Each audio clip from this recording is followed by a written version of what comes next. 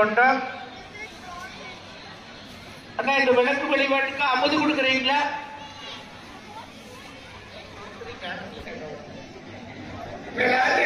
தெய்வங்களை நம்ம எல்லாரும் ஊதுவத்தி பார்த்துக்கீங்க.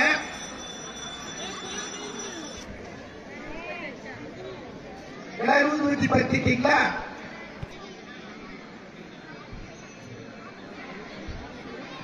மறந்தறிய உண்ணாமம் என்றாவில் மறந்தறிய உண்ணாமம் என்றாவில் மறந்தறிய எல்லாரும் அந்த ஊதுவத்தி கீழே வைக்கிறீங்க.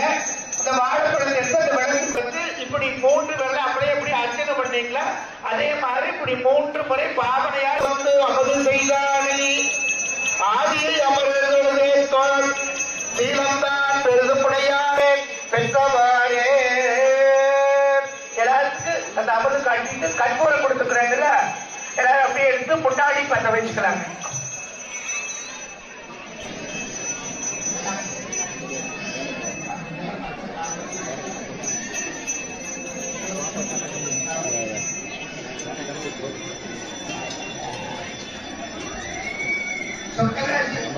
வரவங்க எல்லாரும் கற்பூரம் பத்தி வச்சு எல்லாரும் அப்படியே வேண்டிக்கீங்க. கற்பனையே கடந்த ஜோதி கருணையே எல்லாரும் அப்படியே மனசுல வேண்டிக்கால் அலங்கரிக்கப்பட்ட சிவபெருமானுக்கு இப்பொழுது தீவான காட்டுறாங்க. எல்லாரும் அப்படியே வேண்டிக்குங்க. பயனாக நாம் எல்லோரும் எல்லா வளங்களும் நலங்களும் பெற்று சீரோடு சிறப்போடு வாழணும் இல்லைங்களா?